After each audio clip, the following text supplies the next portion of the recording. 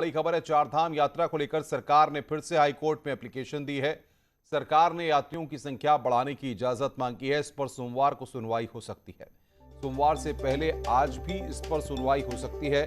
High court ने पिछले दिनों चारधाम यात्रा से रोक हटाई थी, लेकिन यात्रियों की संख्या को सीमित रखने का आदेश दिया था।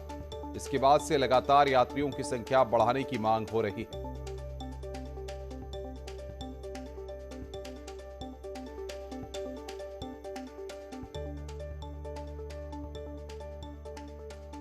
तो फिर हाईकोर्ट पहुंची है सरकार। चारधाम यात्रा पर हाईकोर्ट पहुंची है सरकार।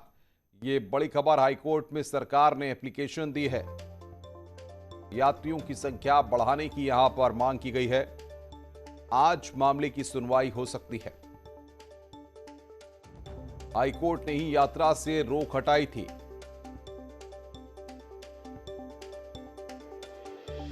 और बातचीत करने के लिए दीपांकर भट्ट हमारे संवाददाता देहरादून से हमारे साथ जुड़ रहे हैं। दीपांकर, अब सरकार फिर एक बार हाई कोर्ट पहुंची है, क्या इस पूरे मामले में निकलकर सामने आ सकता है?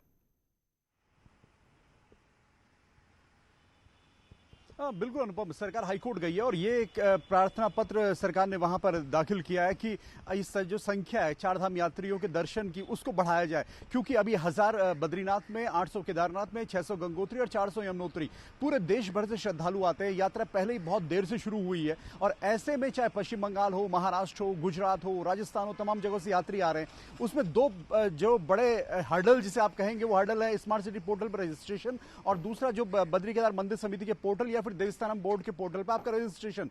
इस रजिस्ट्रेशन की वजह से तमाम यात्रियों को तमाम तरह की असुविधाएं होती हैं। इस तरह की तमाम जगह शिकायतें भी आई हैं। मान लीजिए आपको बद्रीनाथ के दर्शन करने हैं, वहां से आपको केदारनाथ आना है या केदारनाथ से बद्रीनाथ, गंगोत्री, यमुनोत्री जाना है, आपको चारों धामों में जाना है या सिर्फ एक धाम में जाना है, तो आप एक बार रजिस्ट्रेशन करते हैं, फिर वहां के बाद आपको सेकंड रजिस्ट्रेशन के लिए फिर प्रोसेस करना पड़ता है। उसमें एक बड़ा गैप आता है। ऐसे में अगर आप मान के चलिए गुजरात से कोई यात्री निकलता है रजिस्ट्रेशन करके और वो उस पर्टिकुलर तारीख तक नहीं पहुंच पाता किसी वजह से, तो उस तारीख पर फिर उसको अगले रजिस्ट्रेशन के लिए बहुत लंबा इंतजार करना पड़ेगा। तो ऐसे में अब जबकि सिर्फ 36 दिन की यात्रा बची है, 6 नवंबर को केदारनाथ के कपाट बंद हो जाएंगे, तो सरकार के पास लगभग 1 महीने का वक्त है और इस 1 महीने के वक्त में यात्रियों को किस तरीके से सहूलियत दी जाए। और क्योंकि अब वक्त बहुत कम है, यात्रा बहुत देर से शुरू हुई है, 2020 में यात्रा इस तरीके से हो नहीं पाई, 21 का पूरा एक लंबा पैच जो है हाईकोर्ट की रोक की वजह से बंद रहा। तो अब सरकार की कोशिश है कि अगर यात्रियों की संख्या बढ़ती है तो देश प्रदेश के जो अलग अलग यात्री यहां पर पहुंचेंगे दर्शनों के लिए,